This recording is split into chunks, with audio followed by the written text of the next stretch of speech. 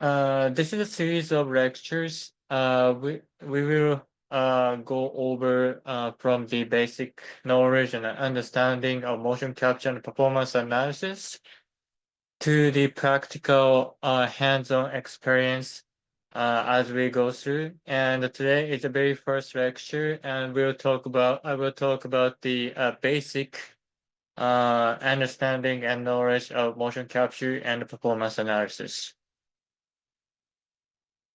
So today's topic, I will briefly talk about what the motion capture is and the current out of the research in this area. And after that, I will talk about the biomechanical analysis, basically what kind of analysis you can do with the data from motion capture system. And after that, I will talk about the framework, what kind of application you can use with the motion capture system. And after that, I will talk about the practical example of how you use it. So let's dive in. So motion capture. So traditionally, motion capture system is marker based, meaning that you place the markers on the body, and you will basically track the markers on the body by multiple cameras around you. So maybe like you have seen of the Hollywood movie making clip on the YouTube or somewhere. A lot of actors, actress wearing the black suit with the markers on the body, with the green screen around, and basically they are capturing the actors' motions to create a sci-fi, really great sci-fi movie or CG or etc. etc. So they actually started the motion capture in the entertainment, and later sports scientists brought that system into performance analysis, and now we have used that as a gold standard measurement for the kinematic analysis or biomechanical analysis, etc., etc. So there are advantages and disadvantages of using this. So first of all, it's very time consuming to set up everything for this type of like a motion capture system. Obviously, you have to place the markers on the body, and you have to measure the anthropometry of the subject body. I will talk about why we have to do this in the later slide, but yeah, basically you have to measure like a lot of things in the body to capture the motions accurately. And the second thing, it's costly. I mean, as you guessed already, but each camera you see it on the picture here, each camera costs like at least 2,000 US dollars, for example. Then you have to prepare multiple cameras, and it's very costly. And also it has to be really good environment like this to prepare like everything. You can already imagine like you can buy a house or like a luxury car. It's very expensive. And also, you have to have a professional knowledge about where to place the markers, how to calibrate the cameras, etc., etc. So right now, you see the pictures on the left side. I place those markers on the body. In total, 40, around 40 markers. I have to place it precisely, otherwise the motion capture data is imprecise and inaccurate. So you have to have professional knowledge, and also you have to set up the cameras properly uh, so that it can capture the markers in the right way. So you have to know about the cameras uh, in a deep way. And most importantly, it has to be laboratory environment. I mean, technically, you can bring those cameras or set up outside. Uh, but it's not ideal because there are a lot of things can influence the motion capture in a negative way. And also, you can use this system in the official games like Olympic Games or excuse me, international games because some of the sports are not allowed to place the markers on the players or athletes, right? So it has to be somehow in the laboratory environment to capture the motions in this way. I mean the marker-based motion capture system. But the thing is, it's accurate.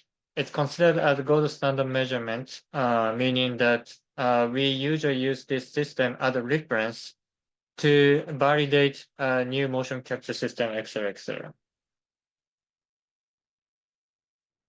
So, but technology is becoming, improved more and more, and thanks to the recent advancement of the computer vision technology and hardware specs. Uh, Nowadays, a lot of people use the markerless motion capture system, uh, which is based on the pose estimation technology. So basically, what it does is the pose estimation. It's the name of the technique, and what's inside is there is AI to detect the human joint locations from the images or video. So technically what you have to do is just take a video or picture of athlete or sports players doing their sports or performing their sports basically. As you can imagine, it's very easy, right? Only you have to do is take a picture or videos, and it's very fast. I mean, you just need to run the AI to detect or capture the motions, and it's very affordable because all you need is videos and images. Uh, I would say like cameras. Nowadays, you have smartphones which has cameras.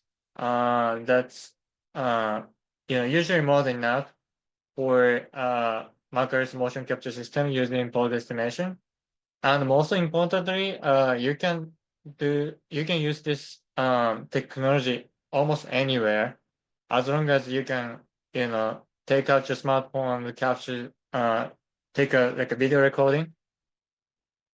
So in the picture here on the left side, this is actually the official international game for the shot put.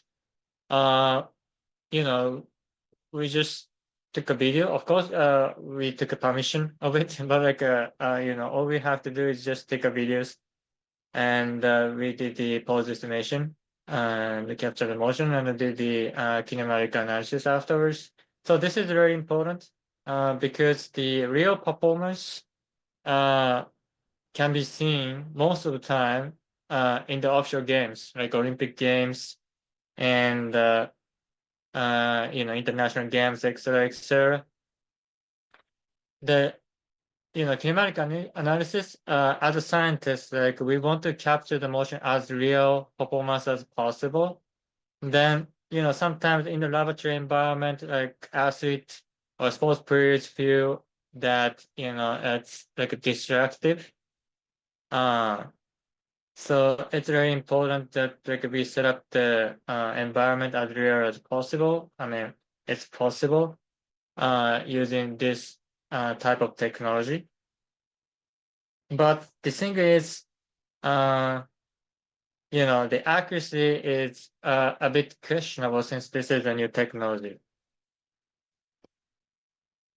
So I talked about pose estimation, and I talked about this is based on the AI. Sometimes we call this type of AI pose estimation models. And just like generative AI, yeah, you use the Chat GPT or Gemini or any other generative AI. There are a lot of types of the pose estimation models, AIs. I just listed here just some of them. One is pose estimation. I would say a lot of researchers use pose estimation for their research. And also MediaPipe. This is from Google.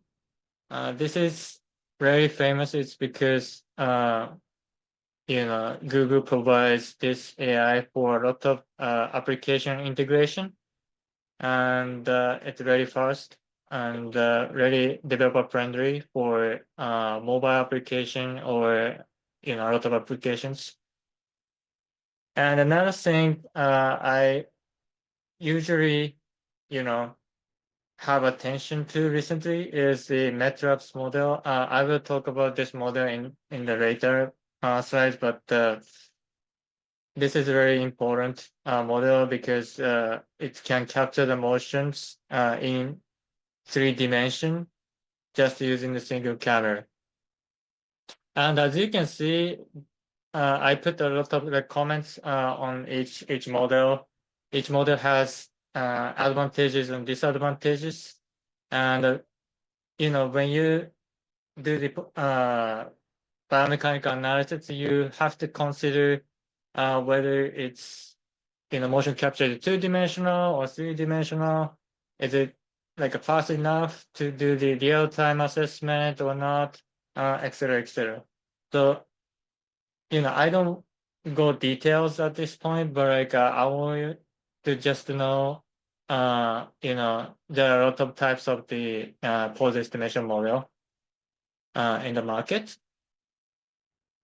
And I talked about the coordinate system, meaning that the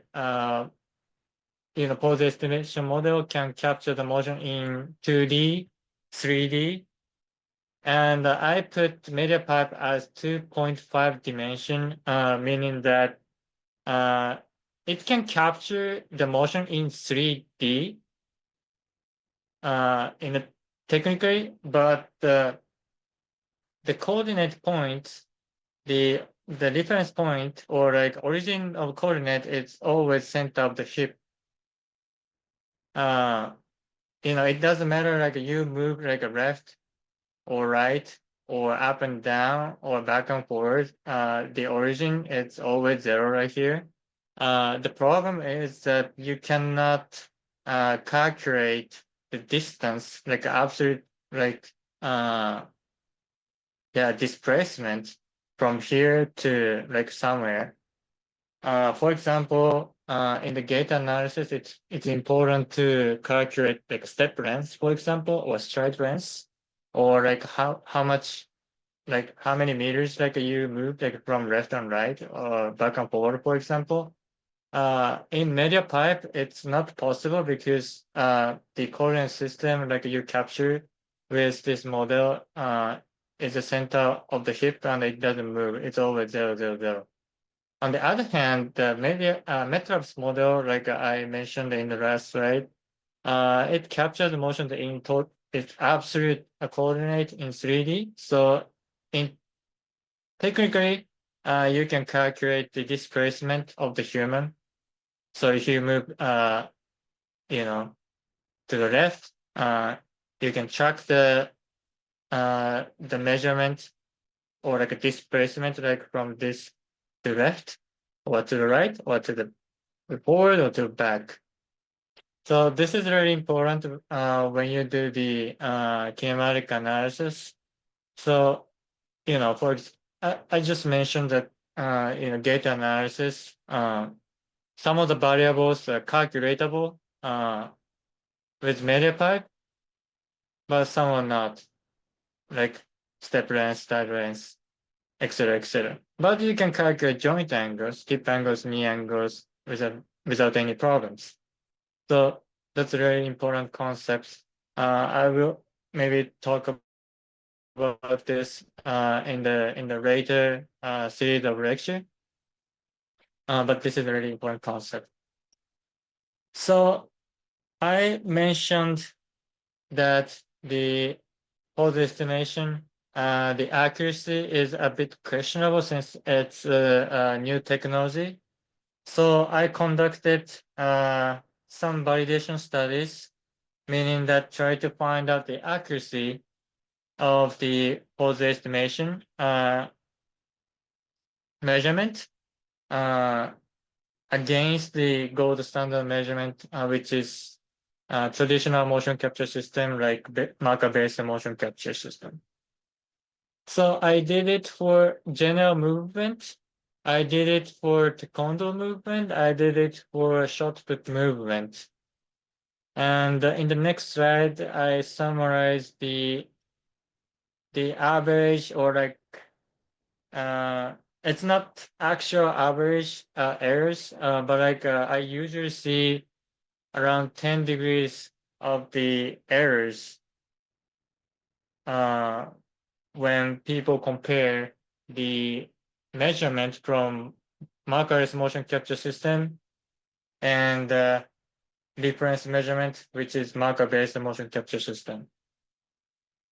So 10 degrees, it's, how do you think? I mean, like 10 degrees can be big for some fields, but 10 degrees can be acceptable for some fields. So it totally depends. But in the eyeball assessment or like evaluation, you see the pose, open pose measurement on the left side and the Bicon system, which is the marker-based motion capture system on the right side. In the eyeball evaluation, I would say 10 degrees is not really detectable. But of course, again, 10 degrees is very huge error in terms of the clinical assessment when the doctors have to diagnose, some disease or like etc. etc. So it totally depends on the applications. 10 degrees can be considerable. Okay, so now we see some degrees of error when we compare markerless motion capture system with marker-based motion capture system. So why we have this error? So there are a lot of reasons we see this type of error, and some of them I would say occlusion can be a really good reason for the error. Because what's visible from the camera frame is, everything for the pose estimation model. That's the only key to detect the human skeleton, right? So if there is occlusion, like for example, usually the hands or like arms are occluded by your body, like when you do some motions from certain angles of camera. So then the pose estimation model or AI has to guess like where my arm is, where the sports player's hand is. For example, that causes the motion capture errors. And also we have to think about the trained data set. Since this is AI, it's trained to detect human joint locations from the images. So if the trained data set doesn't include the motions you want to capture, then AI struggles to capture the motions of interest, right? And also, what I usually find when I do the comparison between marker-less motion capture system and marker-based motion capture system is systematic difference. So this is just one example of systematic difference. So when you see the plot on the right side, this is the right elbow joint angles in the standing position, and the green line is the open pose measurement, and the blue line is Bicon measurement. So as you see throughout, so x-axis is the time, and y-axis is joint angles. And as you see throughout the time of standing, there is a consistent gap between markerless motion capture system, which is open pose, and the marker-based motion capture system, which is the Bicon. So maybe some of you already noticed this is a bit weird because when you stand, elbow joint angles could be as close as 180 degrees, right? Because I mean, when you stand straight, then your elbow should be straight. But this Bicon measurement seems underestimating the elbow joint angles and seems open pose measurement as more accurate than Bicon. But anyway, there is a systematic difference which causes you know a lot of errors when you do the average of the errors. So you see the bar plots on the below, elbow angle is very huge, and the other joint angles not that huge, but like when you average out all the stuff, then the mean joint angles error would be like around 10 degrees. So this is really constable. We have to think about this type of error into consideration, right? Then why we have this systematic error? We have to dig into this error a little bit more. So when we talk about systematic error, we have to know about like how each motion capture system works. So basically, marker-based motion capture system tracks the location of the markers, not the human body, right? So in the beginning of the presentation, I talked about like you have to place the markers and you have to measure anthropometric of the subject. So reason why you have to measure that anthropometric is that since the marker-based motion capture system only tracks the markers, the system has to estimate the center position of human joint, right?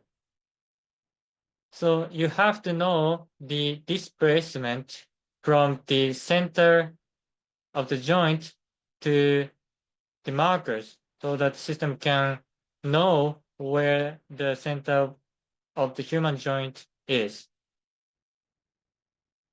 This is because you cannot place the markers inside your body, right? You you have to place the markers on the skin, which is not the center of the joint location. So that's why before you capture the motions using marker-based motion capture system, you have to know the width of the elbow, for example, or offset of the shoulder, the depth of the knee, width of the knee, width of the ankle, for example. Then, for example, Bicon system knows the center of the joint location. This is indirect measurement, right? Because it doesn't calculate the center of the joint location directly. However, pose estimation or AI detects the center of joint directly from the images, not the markers on the skin, but the center of the joint location. So this may create the systematic difference. I mean, in the technical words, I mean, the motion capture methodology is totally, I would say totally different between markerless motion capture system and marker-based motion capture system. So, comparison itself is a bit questionable at this point already, but, just I wanted to know that there is a systematic difference and how it works is different. So, sometimes the research paper overstates the errors of measurement from pose estimation.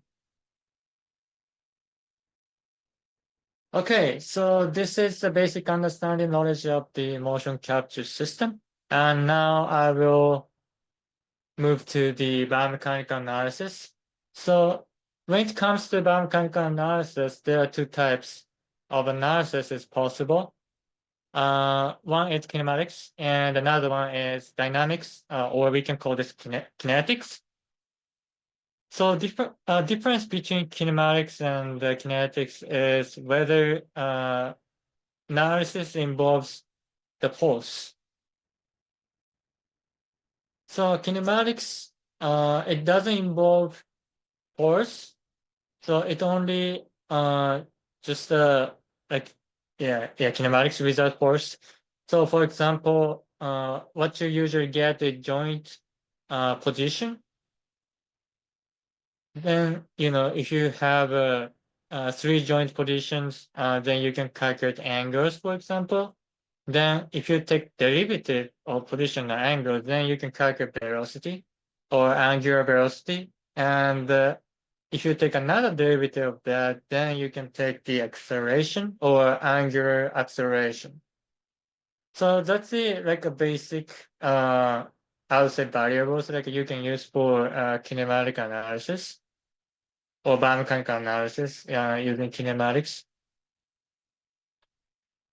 And of course, if you take integral, you can calculate velocity, and if you take another integral, you can get back to the position and angles.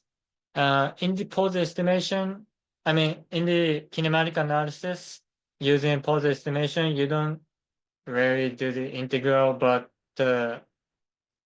if you use the IMU sensors, for example, which I'm not going to talk about that today, you often use integrals because what you get is acceleration and velocity.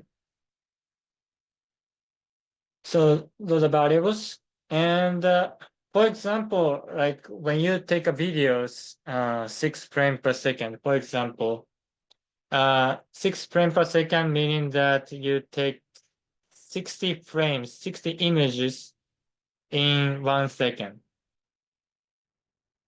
And each frame, you run the AI to detect the human skeletons, right? So, for example, in the frame 0, you have a knee angles of 80 degrees, and the next frame, following frame, you detect the knee angle of 90 degrees. Then difference is 10 degrees, and each frame is 1/60 Then you get around 600. I mean, not around, but like you get like 600 degrees per second of the angular velocity, which is not realistic, I would say. But yeah, that's how you calculate the angular velocity, for example. So next, I will talk about the dynamics or kinetics. So this is the analysis with force. To get the force, you can get the force using direct measurement, or you can estimate the force, or you can also simulate the force. So for the direct measurement, you usually use the sensors or device, external device. For example, like you can use force plate to get the ground reaction force. And also you can use the wearable sensors like emoticon. This is the insole like you can put into your shoes, and you can get ground reaction force, which you can use to calculate the moment of the knee or hip, for example. So this estimation, we call this inverse dynamics or inverse kinetics. Just because you calculate the moment like from the ground reaction force, which is coming from the ground, and you calculate inversely from the ground towards the center of the human. So another way you can do for dynamic analysis or kinetic analysis is estimation and simulation. So there is a very handy software you can use it for free called OpenSim. OpenSim was developed by research from Stanford University, and basically you can just dump the the the motion capture data from marker-based motion capture system or markerless motion capture system or pose estimation, etc., etc. You can simulate or estimate the ground reaction force. As you can see the green arrows from the ground. This is estimated. This is not from the wearable sensors or pulse plate. And if you want to try out the mathematic way, you can also use the Lagrangian mathematics. But this is very complicated. And if you're a mathematician, you can try. But basically, you will find out the moment of the human joint rotation using kinetic energy and potential energy. But if you want to just try out, you can do it. But it's very complicated. So that's how you can do the dynamic analysis. And I can give you the practical example in the later slide. So next section is framework. So how you can apply the motion capture, markerless motion capture system. There are many three ways. So you can use single camera. You can also add sensors with the single camera. And you can also use multiple cameras, more than two cameras at the same time. So for the single camera, so basically it depends on what you want to calculate. If you just want to calculate two-dimensional kinematic variables, for example, like 2D knee angles, 2D hip angles, etc., etc. If 2D is enough, just go for it. I mean, don't make things complicated. So I just did analysis of kicking a soccer ball, just using the single camera and the 2D analysis. Then you can do a lot of things actually. However, if you want to extend the analysis into 3D, for example, like you have to have 3D motion capture data to calculate the rotational movement, right? Then you have to think about changing the models or AIs from this is open pose, but change it to media pipe or MATLABs I mentioned in the slide at the beginning. But again here, you have to think about different coordinate system because media pipe only calculate 2.5 dimension and MATLABs is pure 3D. And I already talked about coordinate system in the slide at the beginning. But basically, in the media pipe, you cannot calculate the absolute measurement, but media pipe is possible. So when you think about application, you have to think about what kind of variables you have to measure. And depends on that, you have to adjust the way to capture the motions. So next, you have a possibility to have a sensors. So usually we have two types of sensors in terms of the motion capture. So one is the stereo camera and another one is time of flight. So stereo camera, as name says, there are two cameras inside one device, and you can calculate the depth or like a distance between camera and object. So this distance is very important because if you know the distance from the camera to the object, then you can calculate 3D location of this object. So to calculate the distance using the stereo cameras, basically the two cameras doesn't move inside this device, so you already know the baseline distance between two cameras. And the focal length, if you know the camera, focal length, you already know the focal length, but it's basically this is the length or distance between the frame and the focal point of the camera. And then you can know the dispersity. Dispersity is basically the distance from the object to the edge of the frame on the left side and right side. So distance is basically baseline distance times focal length divided by dispersity. And then if you know the distance, you can take the ratio between focal length and distance, then you can calculate the side and up and down, I would say X and Y direction of the 3D location of this object. Because you already know the Z axis, because which is the back and post axis, right? So the distance parameters is very important to have to calculate 3D location of whatever object inside in front of the camera.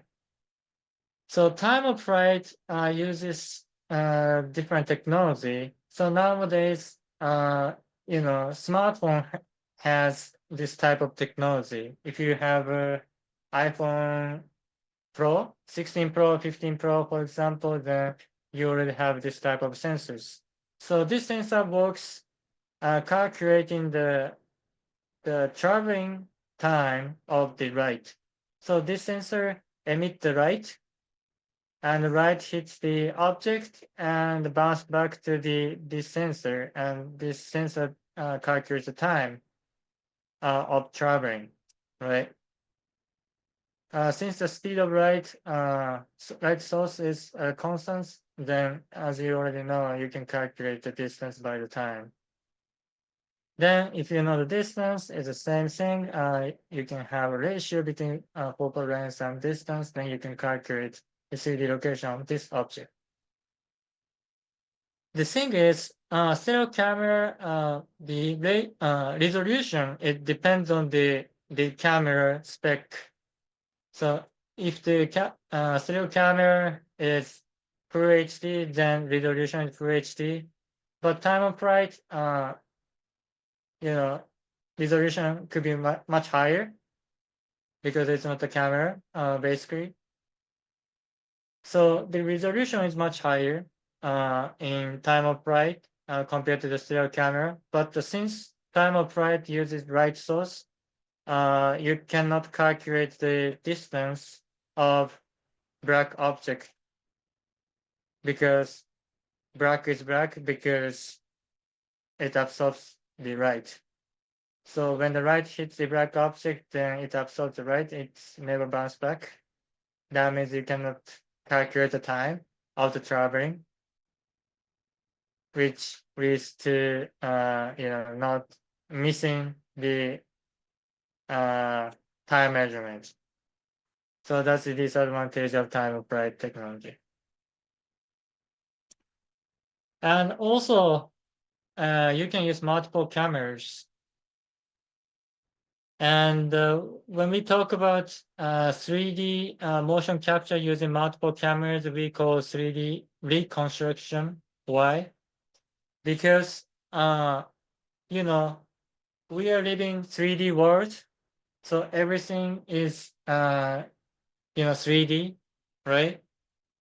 But when you take a picture, when you do the video recording, what you see on the frame is two-dimensional. You cannot have a z-axis, like a back and forward information on the frame, on the picture, on the video, right? You can only have x and y axis. So that means you lose the depth information when you take a picture or video record.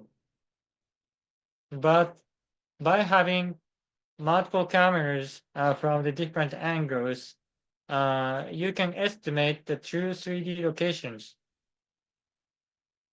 So that means you reconstruct 3D points because you lost it by capturing the motion by camera. But having the multiple cameras, you reconstruct the data. So that's why we call this methodology like 3D reconstruction. There are some requirements to do the 3D construction. So one is camera calibration, and another one is estimation of the 3D point from the projection line, multiple projection lines from the multiple cameras. And this formula, we use the single value decomposition I will talk about in the later slide. So I don't want to go details of this because this is a little bit complicated, but basic point is camera calibration, meaning that measuring the camera pose. I mean, measuring the pose of each camera. So what's pose? The pose consists of camera position and rotation, right?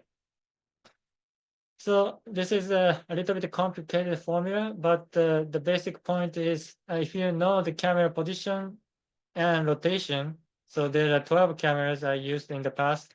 If you know camera position or rotation of each camera, then we can calculate the projection lines.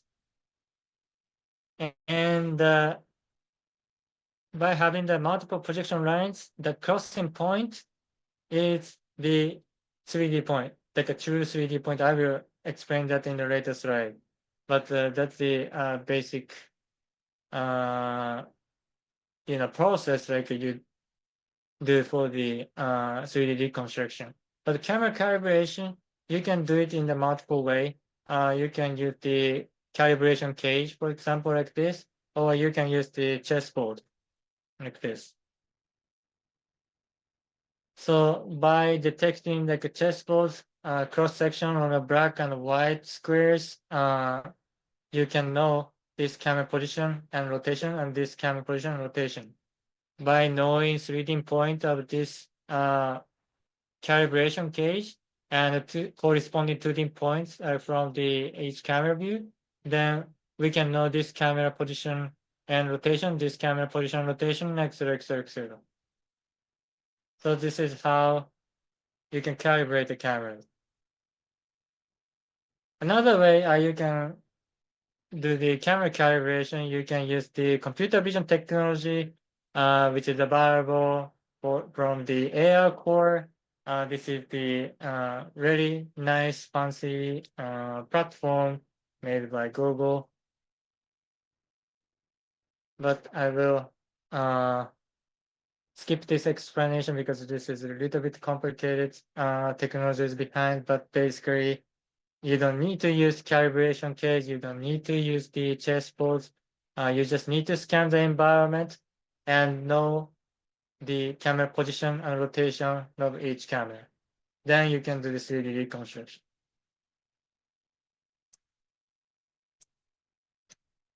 So singular value decomposition. So now you have to know the each camera position and rotation. And if you know that camera pose, then you can calculate the projection line. For example, this point or this frame, we detect the right shoulder, and the true right shoulder point is somewhere on the projection line from the frame to the real world, right here, this line. From here, this line. From here, this line. But like we don't know where on this line is the true 3D right shoulder point. So that's why we need a multiple cameras view to find out crossing point of multiple projection lines from each camera. So single value decomposition is the magic formula to calculate this center point of multiple projection lines. I'm not gonna go to the details of this formula, but this is how it works. So pros and cons. I explained about the frameworks in the three ways: single camera plus sensors, and multiple cameras. And obviously, single camera it's easy, cheap, but it's less accurate. Although multiple cameras it's a little bit difficult because you have to know about camera calibration, etc., etc. And it can be expensive because if you prepare 12 cameras, then it might be expensive. However, it's more accurate. It's because you have a lot of backup view to uh, prevent the occlusion. So that's the pros and cons of the three frameworks, and totally depends on the variables you want to calculate and how much accurate you want to have, how much budget you have, etc., etc. So lastly, I want to talk about the practical example of like how you do the kinetic analysis from a single camera point of view. So this is just I did the SPAAB Association gave me this single camera view video of doing the squat jump, and I run the AI MATLAB's model. I explained that in the slide in the beginning. And as I said, it can detect the pose in 3D. So now you see the key point or human skeleton in 3D. This is 3D data. As you can see, you can rotate, you can see the posing side view, etc., etc. And oh, then you should be able to run this video, but so this is only simulation. You see this green arrow. This is estimated or simulated from this data, key points data. Not direct measurement, it's estimation. So this kind of analysis is possible just using video recording from single camera, which is really amazing. So the process like I took to make it possible is, so first of all, I make the topology to open pose topology. And after that, I made the open pose topology to mocap topology, which should be compatible with the OpenSim application. And I scale the OpenSim model for the simulation.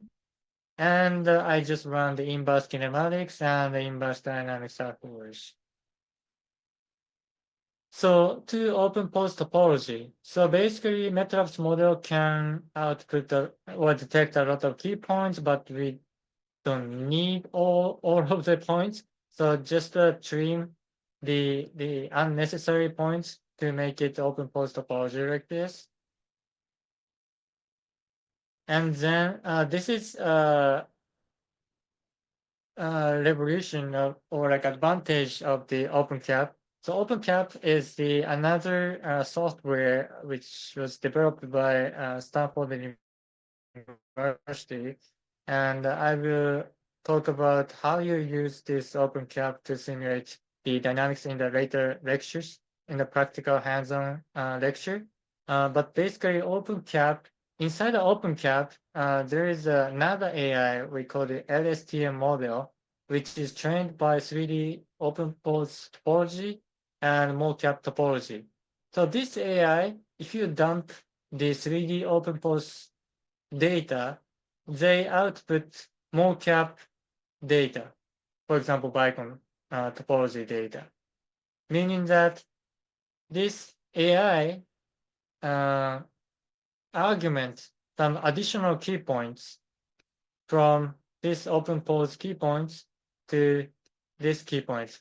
So it's kind of difficult to see, but in the open pose or like usual pose estimation model only detect 1 point in each joint, human joint. But this AI model can argument the multiple points around these knee points, for example. If you have multiple points around the human joint, then you can calculate the rotation. Not only the position XYZ, but also you can calculate the rotation XYZ. This is very crucial when it comes to the inverse kinematics or estimation simulation of dynamics variables. Then I scale the OpenSim model. So there is a generic OpenSim model like this, but if you scale with this mocap data, then you can have your original OpenSim model for you. It's kind of tough to see the difference, but like it's, I think upper trunk is a little bit shorter and arm is a little bit longer, I would say. So this is a scaled model. And then you can run the inverse kinematics. Now you see it's, the skeleton is moving like this. Only kinematics without any force. And also like you can run inverse dynamics like this. You already see the green arrows and the ground reaction force. And OpenSea not only detects the ground reaction force, but also you can estimate or simulate the muscle activation next lecture, which is very useful in terms of the dynamics or kinetic analysis. So this is the end of the presentation. Thank you very much for your attention. And this is a series of lectures, and I hope see you again. And if you have any questions, please let me know. Thank you.